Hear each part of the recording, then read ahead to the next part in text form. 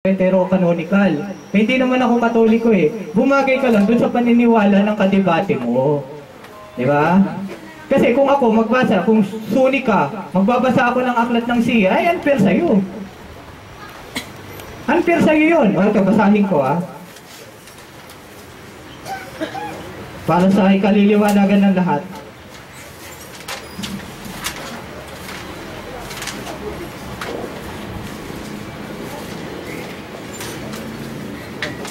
Wala ka bang hard pitch? Isang mo lang pinagdadampot sa mga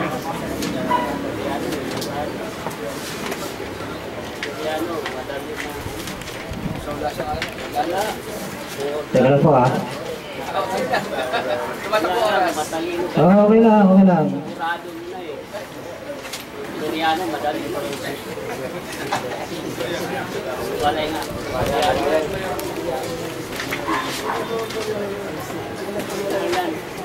Sa gira, ano ka na? Marami kang bala. Ready ba? Ito po dito po sa Tafsir Ibn Kathir, Abrid Volume 2, Part 3, 4 and 5, Surat Al-Baqarah, verse 253 to Surat An-Nisa, verse 147. Ito po, as for Allah's book, they are still preserved and cannot be changed. Ibn Abi Hatim recorded this statement. Meron pang isa dito. Al-Bukhari reported to Ibn Abbas said that ayah means they altered and add, although none of Allah's creation can remove the words of Allah from His book. They alter and distort the apparent meaning. Wahb bin Munabi said, the Taurat and Injil remain as Allah revealed them, and no letter in them was removed. However, the people misguide others by addition and false interpretation, relying on book that they wrote themselves. Kita mo yan? Ang salita ng Diyos ay hindi mali. Nagkamali lamang dun sa interpretasyon at translation.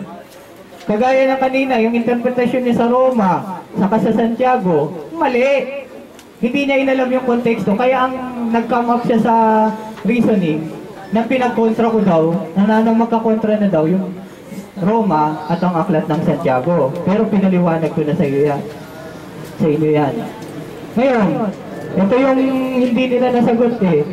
Yung sa article ni Sir Said Ahmad Khan, na yung opinion niya, the opinion of us Mohammedan, it is not proof that corruption, Tarif il-Lasi was practiced. Yung mga early Muslim kasi hindi naman naniniwala na nagkaroon ng corruption eh. Nagkaroon lang yan ng corruption, na nagsimula lang yung ganyang belief noong 1064 ni Ibn Qasim. Yun. Ilang oras pa ba ako? Meron ka pang 2 minutes. 2 minutes.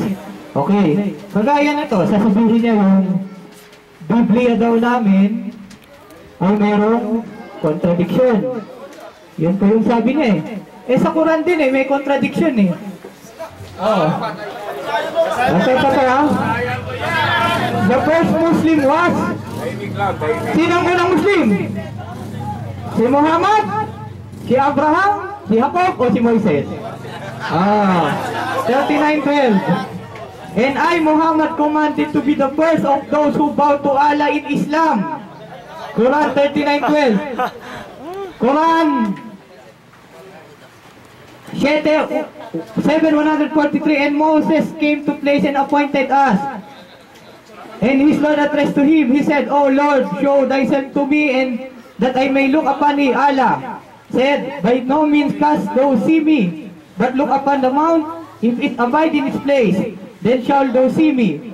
When his Lord manifested his glory on the mount, he made it as dust, and Moses fell as stone. When he recovered in senses, he said, Glory be to thee, though they I turn in repentance, and I am the first to believe. Si Moises daw yung isa daw si Muhammad. Sa 132, Abraham left to his son, and so did Jacob. O my son Allah, that chosen the faith for you, to die not except in the faith of Islam. Tama yun. Sino po ang unang Muslim? Tama Si yun. Muhammad, Abraham, O si Moises? Sa panahon nila. Okay. Yun, dito po, sa ibang talata, pagkaroon po tayo sumamba sa Diyos-Diyosan, wala na raw kapatawaran. Pero sa ibang talata, may kapatawaran eh. Dito po, Quran 4:48. Sabi. Allah forgive not the partner should be set up with him. But he forgive anything else to whom he please, to set a partner with Allah, to devise a sin whom he knows indeed. Oh, yung heinous crime, kagaya raw ng pagsamba sa Diyos-Diyosan. Okay, marami. Mr. Ingasan, kung i-cross-examine mo siya, paki-cross-examine yung mga pinagpababasa niya. Kasi bitating yan sa mga non-Muslim. Saan galing yun? 10 minutes, cross-exam. 10 minutes pa rin, kanina 10 minutes. 5 lang yung sa akin kanina. 5 lang sa akin. Pero mga 10 minutes pa kanina eh. Hindi, kasi nag-ano kanina, hindi pa country ko kanina. Nag-ayos na, di ba? Ayaw mo siya i-cross-examine 5 minutes. Yun na nakalagay, 5 minutes. Dito ka nag-upisa, hindi tayo, 10 minutes. Ano ito pong tanong, Pastor? Sino na? Ngayon, kailangan mo tatanong 5 minutes.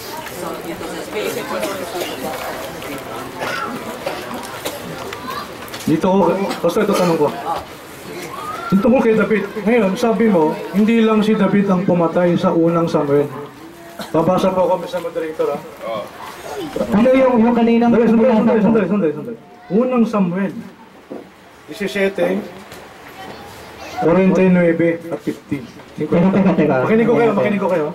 Unang Samuel, Alam mo na eh, binigay ko na kanina. unang Samuel 17. Sa internet ka kasi kung tumitingin eh. Ah, 17, 49 hanggang 50. 49 Ipinasok ni David ang kanyang kamay sa kanyang supo at kumuha roon ng isang bato at itinirador, tinamaan ang Pilisteo sa kanyang noo at ang bato ay bumaon sa kanyang noo at pasubsob siyang bumaksak sa lupa.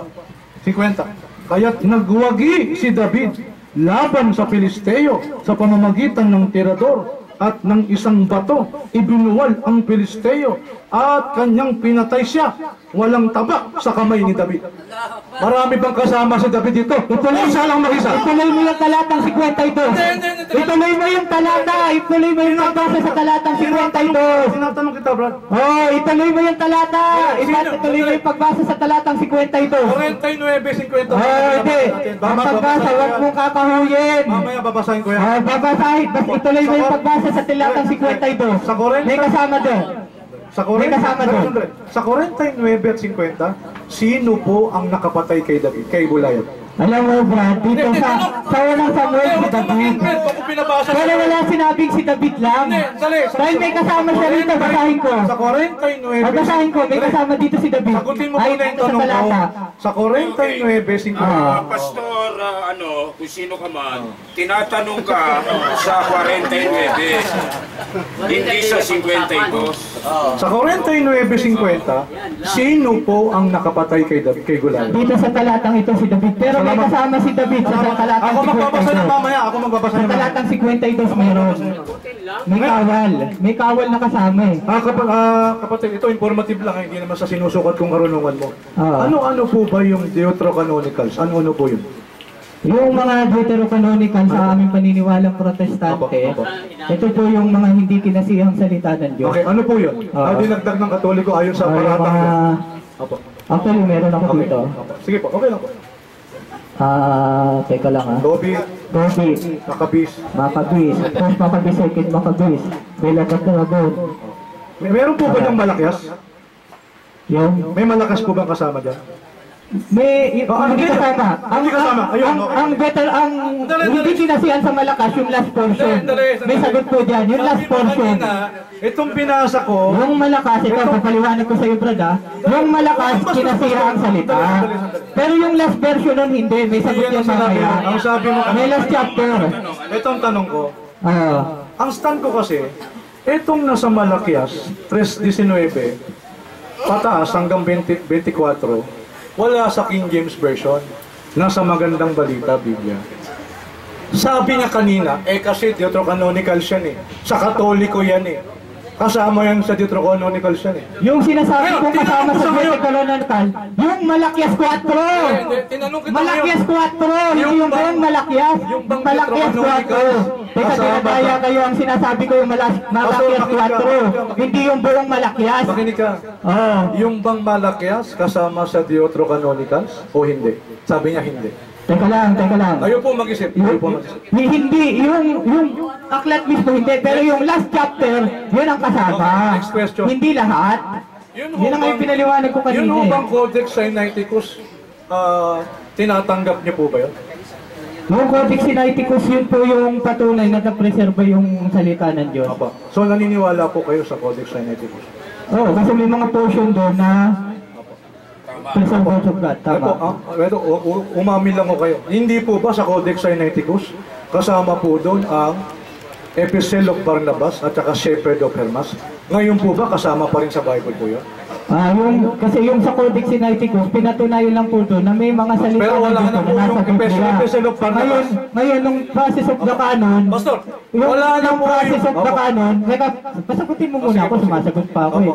Yung sa process of canonization, hindi lahat doon na isama. Opo. Pinatunayan lamang sa kasaysayan na dahil doon sa mga codex na yon, may mga natagpuan purong word of God, So, pero hindi lahat okay. na feeling inspired. Para Kasi maging meron malinaw. po ron Para na maging hindi malinaw kasi sa ang inyo. salita ng Diyos. So ibig yung sabihin, yung sa Codex Sinaiticus, meron po itong Shepherd of Hermas at saka Epistle of Barnabas.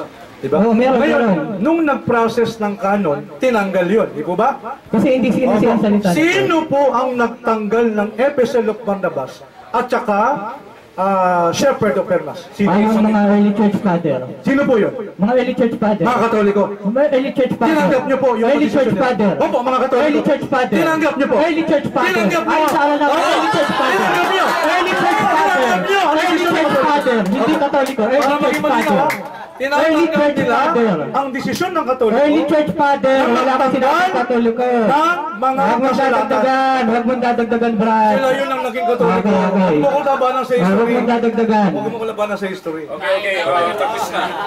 Yung early church father, kung hindi sila Katoliko, maaaring protestante. Talo pa rin siya, protestante siya. Ako'y walang pinapanigan, moderator lang ako. Last 10 minutes, conclusion. Kumbinsihin mo kami na dapat nga namin iwanan ang Christianity. Allahu Akbar! At mamaya, Pastor, kumbinsihin mo naman kami na dapat namin yakapin ang Kristyanismo. Yan. Uuna ako, Pastor. Uuna ako, pero magtira pa ka muna. Sunod ko na propeta. Nihaw ma! Kasi, sabi mo mga propeta, di magtira pa ka muna. Allahu Akbar. Alhamdulillah, Rabbil Alamin, ang lahat po ng paborit para sa salamat kay Allah, Panginoon ng lahat ng ilang. Sasamantalayin ko na po itong natitirang oras sa akin para sa dawa po. Ano po, may pahayag po namin ang aral po ng pananampalataya nito. Alam mo ninyo mga kababayan, malinaw po ang sinasabi ng Quran. Ang sabi po sa Quran, Alif Lam Ra, Kitabun anzalnahu ilayka litukhrijan nasa minadh-dhulumati ilan nur. Ito pong Quran, the Quran, the revelations of this book, we reveal to you in order that you lead mankind from darkness into light, upang hanguin mo ang tao mula sa kadiliman patungo sa Diyos-Diyosan. Ano po yung kadilimang tinutukoy doon?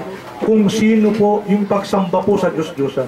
Alam po ninyo, naawa po kami, wag po kayong magagalit. Watak-watak po ang Kristiyano. Ano pangalan ng Diyos? Magkakaiba. Malamang iba rin ang sinasabi nito si Pastor. Kasi reform to eh. Alam niyo yung salitang reform? Ha? Reform. Paki-reform mo nga ito. Ba't mo i-reform kung tama na? Pangalan pa lang, sablay na eh. Ha? You want to reform Christianity? Why? Is there something wrong with Christianity? Or is there something wrong with Christian? Why do you want them to reform? Kaya ibang sekta na naman ito si Pastor. Ilang sekta pa magagawa ng Biblia? Ibang sekta pa? Mag-isin mo kayo. Hindi ho tayo kayang pag-isayin ng Biblia. Ha? Nalilito po kayo kung sinong dapat sambahin. Sino po ang dapat sambahin? Tatlong binabanggit niya, kanina lang, bumanggit siya ng dalawa. Ilan ba sinasamba? Hindi po maging malino. Sa Quran po, napakalino, kaya nagkakaisang Muslim, isang Diyos lang ang sinasamba. Diyan po namin kayo naisakitin, ikayatin mga kapatid. Panahon na para magkaroon na po, mag-isip-isip na po tayo, gamitin po natin ang ating akalaniya, ang ating pag-iisip. Walang pira-pira sa Muslim. Walang pira. Malinaw po, yung mga pinagsasabi po niya, si Sayad, napaka-unfair po na ginagawa niya sa atin. Siya po, nagbabasa lang ng papel, kinuha sa internet, pagkatapos sinabi ng otoridad ninyo, si Sayad, sino pong Muslim dito? Maraming alim dito, may ustad. Sino pong Muslim dito kilala si Sayad?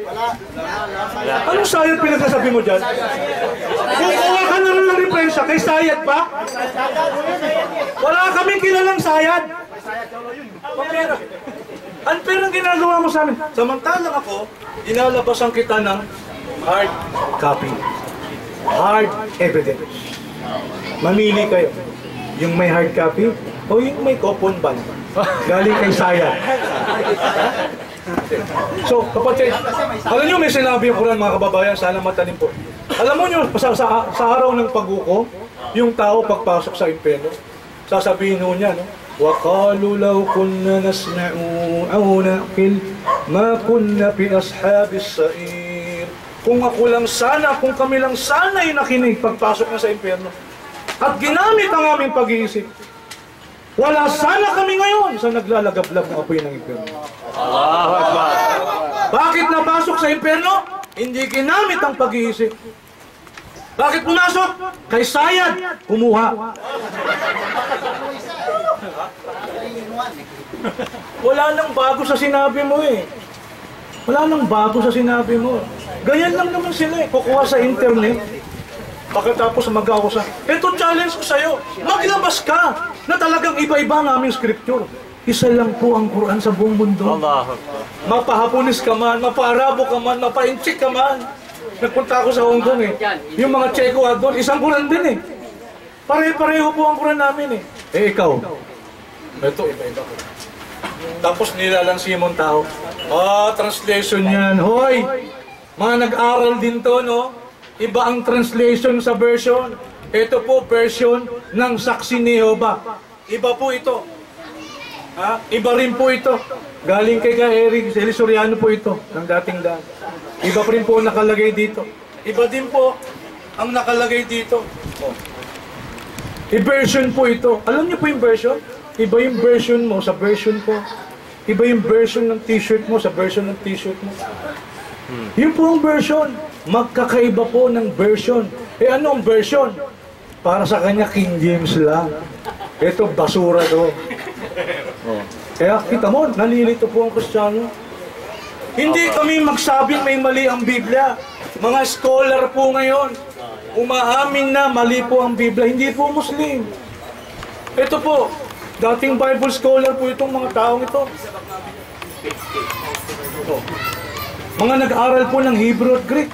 Nung lumalim ang pag-aaral, lalo pong nagduda. Subukan yung pag-aralan po ang Islam. I challenge you, Pastor, mag-aral ka ng Islam. Hindi kay Sayad. Hindi sa internet na ginagaya mo si Ubidus. Nawawa ka kay Ubidus eh. Para maging fair, mag-aral ka ng Islam sa amin. Gusto mo, pag-aralan din namin yung report mula sa inyo. Yun. Para maging fair. So, hanggang doon na lang po. Maraming salamat po. Open po natin sa question and answer ito. O kung ano'y nakasakit, ha? O 5 minutes pa pala. Okay, ano lang. Malinaw po ang Quran, mga kapatid. Alam mo ninyo, yung sinabi po natin kanina, na ito, sa dawa ko na lang po binibigay ito, no? Alam mo ninyo mga kapatid, malinaw po ang turo ng Quran kung sino ang dapat sambahin. Ang tao po talaga, habang nasa mundo sasamba, wala pong tao, walang sinasamba. Tatandaan po ninyo palagi yan. At dito po, itinuturo namin sa inyo kung sino po ang dapat pag-uulan ng pagsamba at paglilingkod. Yung tunay na Diyos. Hindi po Trinity.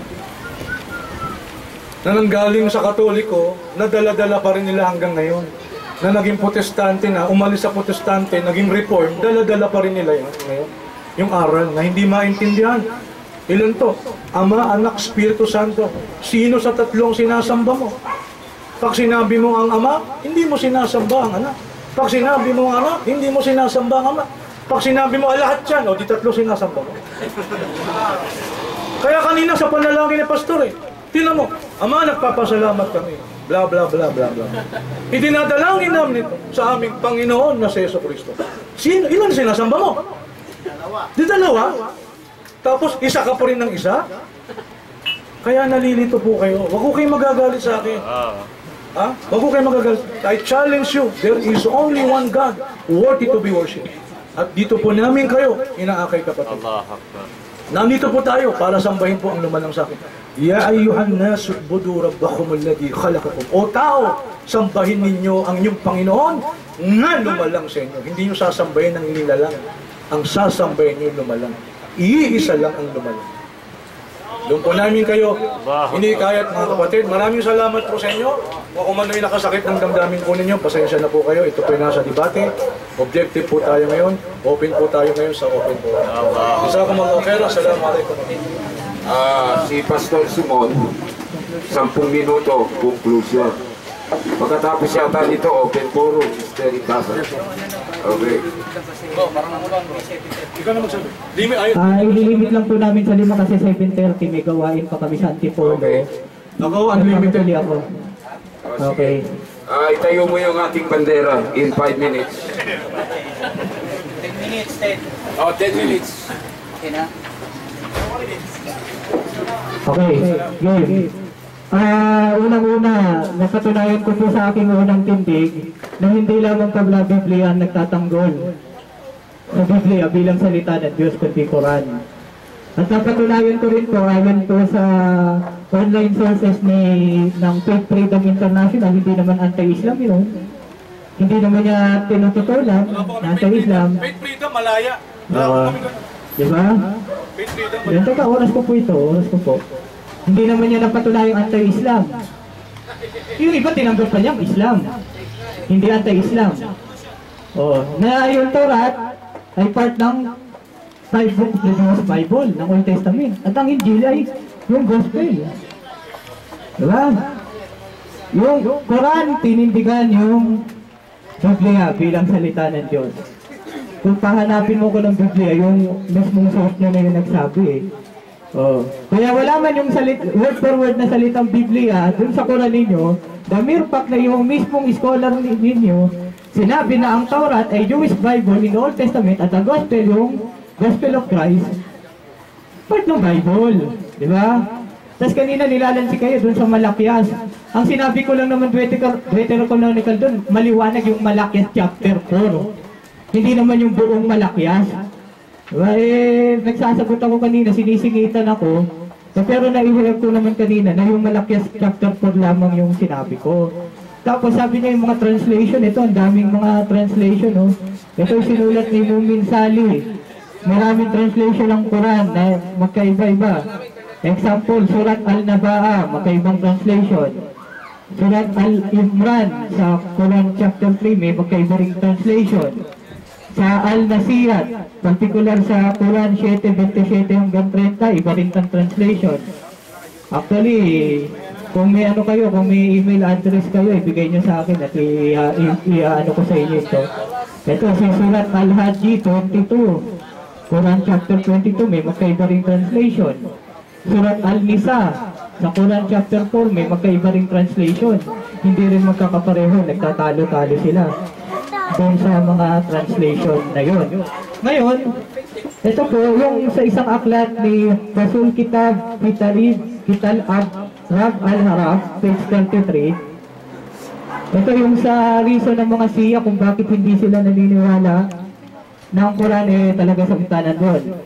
The first reason ties in with the Shiite belief that all companions of the Holy Prophet Muhammad, the transmitter of Quran, were liars. In addition, they believe that the Imam of Al-Bait were also liars and used to observe taqiyya. If all the Sahaba and the member of prophetic household were liars, from whence the original Quran from the Holy Prophet Muhammad? Okay, nadamay na si Muhammad dito sa kagagawa ng ibang mga Shiite. Second reason, the Shahaba, the liars, and the fiber in the Shita estimation narrated the Quran and was responsible for its propagation and widespread recitation. On the other hand, the Imams of Al-Bait did not have the privilege and opportunity of narrating it or verifying it. How can they accept the present Quran to be perfect and it is entirely? Hindi lamang po sila yung iba na nakapag-verify, paski si Muhammad hindi rin na-verify. Paano niya mag-verify na tama? No read, no write nga. Diba? Third reason, there are more than 200 narrations in Shita primary resources which testify that the present Quran has been tampered with some things added and some omitted. Something added, ang napatunayan ko lang yung omitted dahil may mga nawalang verso. May mga pinalitan. Diba? Yan po. Yan, marami na akong binanggit kanina. Sayang na yung oras ko. Ibalikan nyo na lang po. Yan. Yung kinain ng kambing, sinulog. Diba? Naano ko na yan nabanggit ko na kanina yan Oh. Diba? Nakalimot. Yun. So, hindi internet to may binanggit pa akong source May galing sa Bukhari, galing sa Surah, Quran. Tinanggap naman niya kanina yung binasa ko mula sa Quran na pinagtatanggol yung Bible. At hindi niya napatunayan na yung kinuha ko dito anti-Islam. Kasi aminado siya si Suyuti, hindi naman anti-Islam. Mayroon bang hindi anti-Islam na nagsusulat laban sa Islam? Oh, di ba? Yun lang po yun. Ganun lang po yung ating sistema ron. At napatunayan ko rin po na mismong mga Muslim scholar nila, hindi po napatunayan. Talagang inaamin nila na ang corruption ay imposibleng mangyari. Ayun hindi niya nasagot yung kay Sayyid Ahmad Khan at si Fakhruddin Razi. Yan po yung actually marami pa akong verse sa surat na na sasabihin sa Quran na pinagtatanggol yung Bible natin Pero sa sobrang haba po nun at sa limitadong oras na lamang po, hindi ko na po may isa-isa yun. Pero kung may pagkakataon, kung kayo po ay willing talaga na makinig, open-minded, maging objective po tayo, huwag tayo maging subjective kasi pag subjective po tayo, na-stack up lang tayo dun sa tarunungan natin. Pag objective tayo, willing tayong makinig. Okay, pwede nyo po akong i-text sa 0915-827-1295. Okay? Yun naman po. Pero wag nyo pong muna akong guluhin. Okay. Tapos yung mga binabanggit niyang mga contradiction na yun, nasagot ko na Yung binasa niya dun sa unang Samuel, binasa lang niya hanggang 49. Nung binasa ko dun sa 52, may kasama pala mga kawal ang ginagawa niya, pinutol lang niya ang gusto lang niya, ma-stack up lang yun hanggang talatang 49. Pero pag binaba mo yun, hindi lang pala si David yung nag-iisa nung nakipagdigma sa mga Pilisteo, kundi may mga kasama siya, may mga kawal. Kaya tama, yung nasa ikalawang Samuel, nag-unite po yun. Wala pong contradiction doon. Buti sana kung sinabi sa 1 Samuel, si David lang ang nakapatay. Walang salitang lang. Opinion lang niya yun. Kagaya doon sa Jeremias 8:8. Opinion lang niya yun. Hindi naman nawala yung kautusan. Ayun lamang po. So, okay. Ito ng pinakauli. Napatunayan ko po sa unang ebidensya na ang Biblia ay salita ng Diyos ayon sa Biblia. Marami rin po akong binasa. Pinagtanggol ng Quran ang Biblia. Walang sinabi rin si Muhammad na mali ang Biblia. Manapa, confirming yun ng mga naisulat noon, yung Torah at Injil. Ang Torah at Injil, pinatunayan ko sa ayon sa kanilang source, na yun ay part ng Biblia. Muslim na nagsabi. At yung puti, hindi na nagamit kanina yung kay Bart Ehrman. Kasi hindi naman na Kristiyano si Bart Ehrman nung sinulat yan. Agnostic na. Yun lamang po.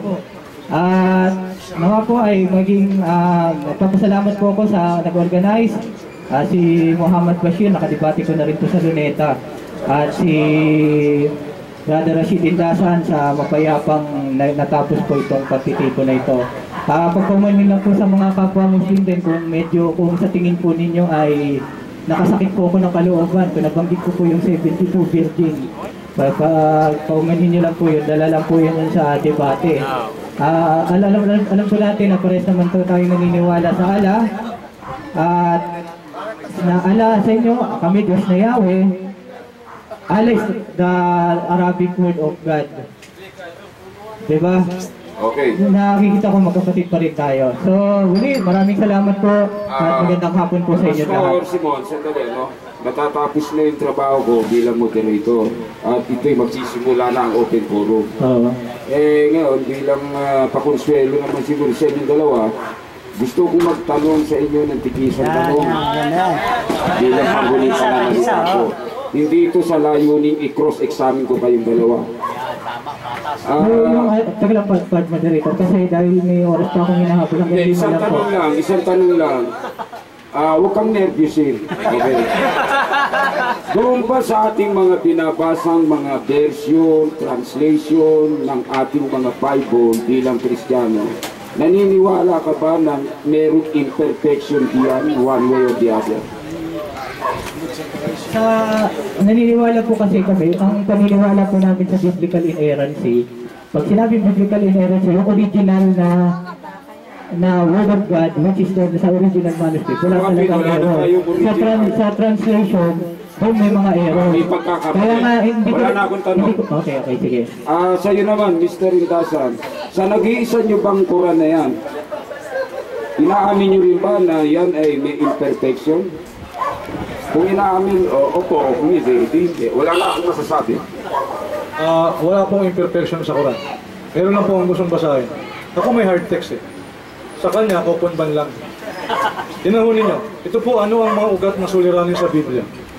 Ang sabi po dito, Kristiyano po ito, maging ang original na banal na kasulatan ay wala na rin. At ang naiwan na lamang sa atin ay ang mga depektibong kasulatan na kinopya ng mga nagkakamaling taga-kopya o skriba. Meron akong argument. Ito po si Jose Absolut, dati pong teacher ng ating kapatid ngayon na nasa Islam na rin. No? Sa Islam na, hindi na Kristiyano. Hindi po internet to. Hindi na Kristiyano, Islam na pala. Hindi. Islam na pala. Yung dati pong teacher niya, ito po yung teacher niya, Kristiyano pa rin po. At least may hard text po akong pinapakita. Ayun, Kristiyano pa rin. Sila nagsasabi na ang Bible ngayon ay depektibong kopya na. Original ka na original, wala nang original doon. Ito pala si Brother Manny. Allahu Akbar! Okay. Hindi po, open na po. Bismillahirrahmanirrahim. Narinig po natin ang mga paliwanag ng dalawang mahusay na mga tagapagpahayag sa panig ng Islam at sa panig ng Protestante. Nasa sa atin na ng mga tagapakinig, bigyan ng pansin o ang desisyon ay nasa sa atin kung ano. Kaya sa mga narinig natin sa kanila, mga kapatid na mga sa iba't ibang pananampalataya at saka yung mga nasa Islam, huwag natin kalilimutan na ang debate pong ito ay brotherly in nature na kinukuha lamang po natin dito ang tinatawag na magkaroon lagi tayo ng interfaith dialogue na naglalayong ang brotherhood natin ay laging mapanatili. At saka ang religious tolerance ay mapanatili din po sapagkat diyan naglalayon ang ating pagkapatiran. Sa ngayon po, mag-uumpisa na po tayo sa tinatawag na question and answers portion. Ito po ay pangungunahan muna po ng presidente ng Sirat al-Mustaqim Dawa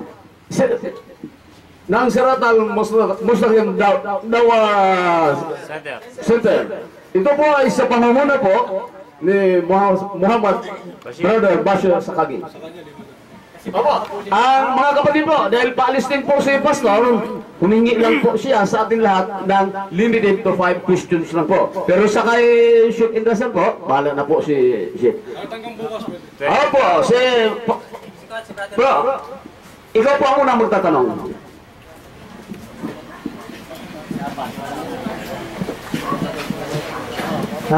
May tanong ako kay Pastor. Okay. Pastor, pwede pakisundan mo ako dyan sa Biblia mo na rin. Anong talata? Sa Mateo 10:29. Pakibasa na rin para... 10:29. Hindi ba pinagpili sa halaga ng isang salaping tanso ang dalawang maya? Gayon man, kahit isa sa kanila ay hindi nahuhulog sa lupa, kung hindi sa palooban ng iyong ama. Ilang maya po yung nabanggit dyan?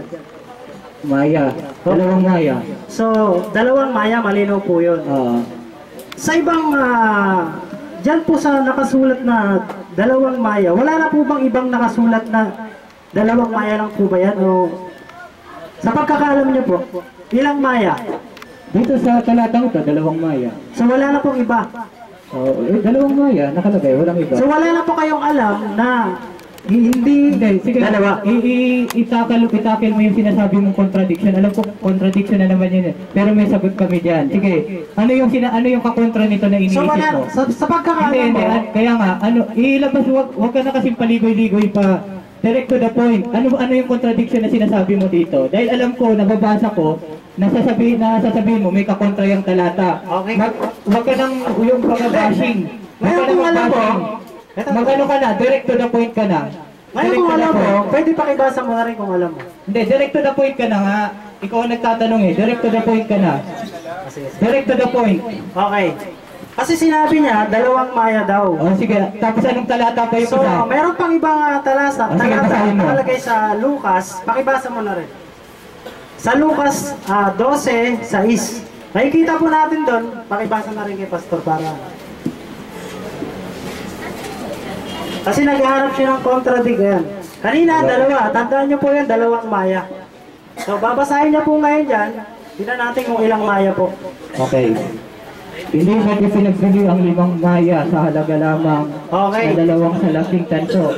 Gayon man kahit isa sa kanila ay hindi pinabayaan na Diyos. Okay, Ilang maya po? Ha? Ilan? Yung dito sa talata. Oo. Hindi, magkaibang konteksto ito, Brad eh. Hindi, magkakaibang Iba yung tema rin. Iba ang tema dito sa Doon sa 12. kanila, dalawa. Doon sa Dito ulit, 5. Ano yung una sa'yo? Mateo 11? 12. 12. Ito po ay sa pangyayari sa araw ng pamamahinga. Ibang eksena po itong nandito sa Lucas 12. Magkaibang ano ito magkaibang eksena itong nandito sa talatang 12 ng Lucas at sa Lucas 12 sa Mateo 12. Dito po ang pangyayari po dito, yung tungkol po sa araw ng pamamahinga. Tapos dito po sa talatang 12 naman ng Lucas, ang pangyayaring pong ito ay tungkol po doon sa wala na pong kinalaman dito sa araw ng pamamahinga. Magkaibang eksena po yung nasa Lucas 12 at Mateo 12. Kaya walang contradiction doon. Magkaibang pangyayari yun. Magkaibang pangyayari yung dalawang talata. Okay, mga kapatid po na nasa agamang Islam, huwag po natin dibatiin si Pastor kasi tatapos pa lang sila ng pagdebate. Ngayon, ang asa atin po dito, yung question and answer lang.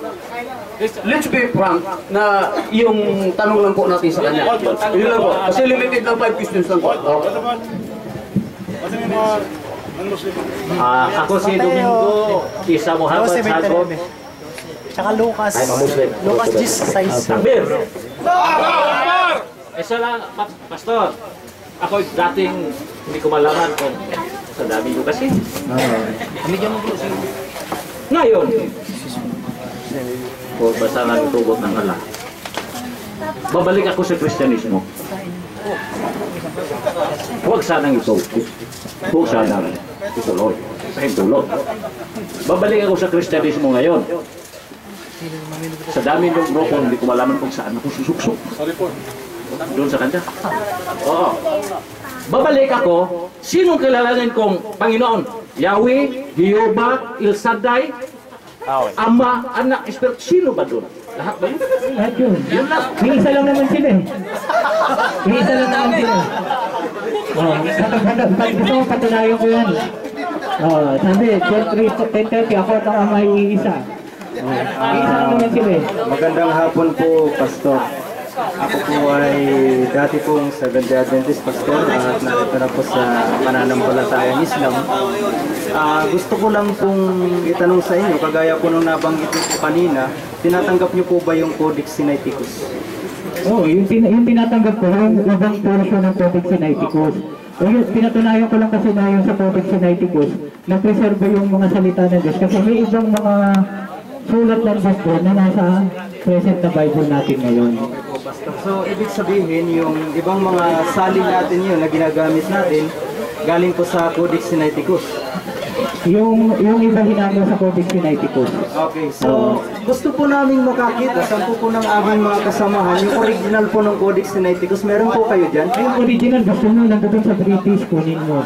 Kunin mo sa British. Kasi ang Quran po, Pastor, meron po kaming original nandito. Makikita po natin nandito lang. So, ang gusto po namin makita, kasi siyempre, ang pinag-usapan po natin ngayon, ninyo ni Brother Rashid ngayon, ay yung discrepancy po nung sa pagitan ng mga version at mga version pa. Kasi mula ganito, sa original. Ganito yung papaliwanag ko. Pag sinabi namin kasi biblical inerrancy, ang mismong salita ng Diyos, yung original word of God, wala talagang error. Okay. Ngayon, yung mga nagkakaroon ng mga errors during the error of translation. Ngayon, naniniwala kami na ang King James Version ang inspired word of God. Pero napakahaba na, limitado na lang ang oras ko. Kung gusto mong manood ng debate ko kay Ronald Obidos, yun po yung paksa namin sa April, per Sunday ng April, si Brad Rashid ang moderator. Okay, so maraming salamat Pastor po. Pero hindi ko may detalye sa iyo yung kung bakit ang King James Version ang authorized and inspired word of God, kasi napakalit ng oras, may hinahabol pa ako. Ang hinahanap lang po naman namin, Pastor, yung original po ng Codex Sinaiticus. Yun naman po. Sige, thank you. Ako nga po pala si Roland sa Kilabod. Isa po akong batang Muslim.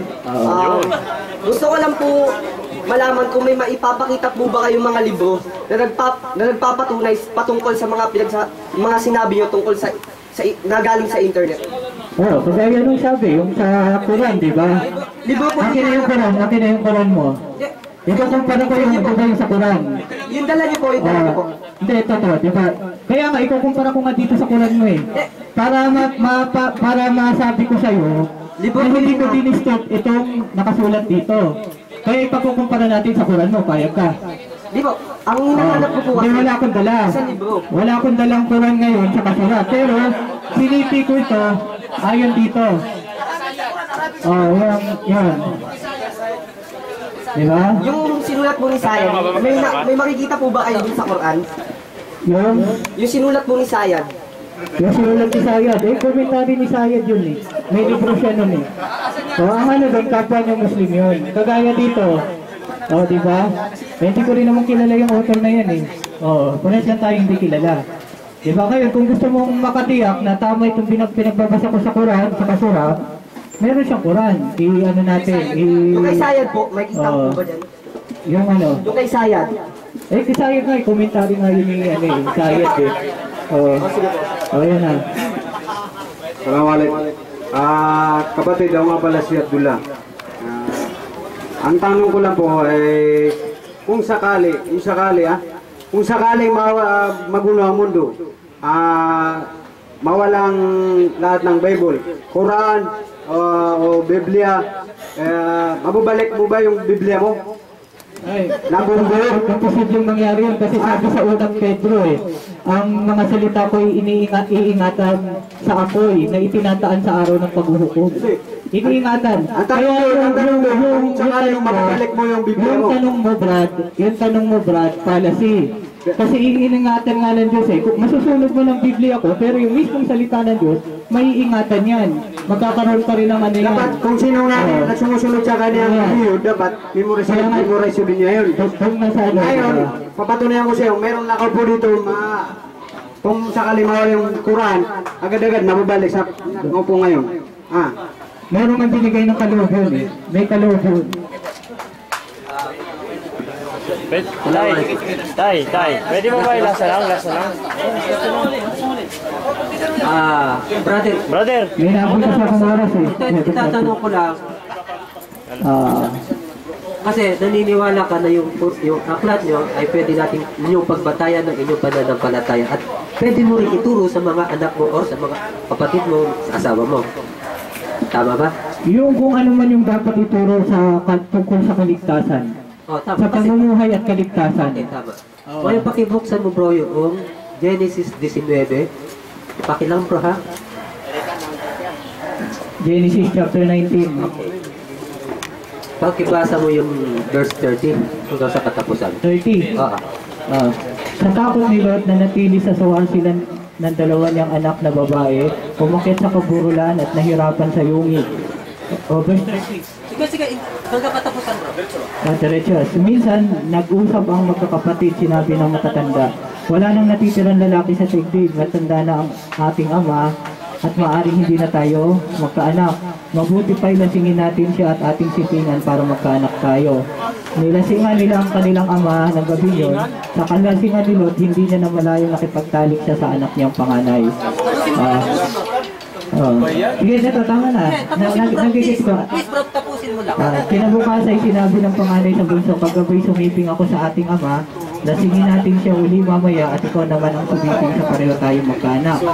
May nasingan nila uli si Lot ng gabing yon at ang bunso naman ang sumiping. Tulad ng dati, hindi na malayan ni Lot ang kanyang pakikipagtalik dahil sa kalasingan. Bunga nito, kapwa nagdalang tao ang magkakapatid.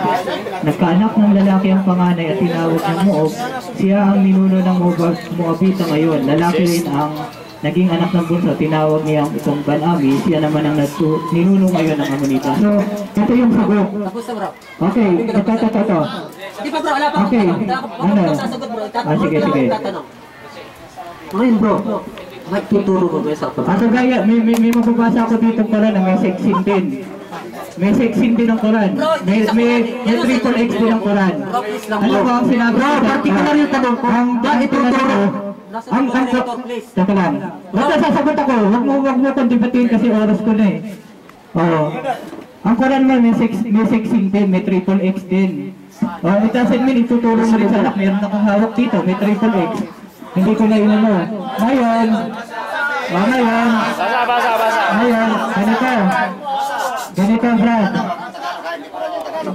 ganito Brad. Bro, huwag niyo emosyon po. Bigyan na natin yung sagot sa kanila.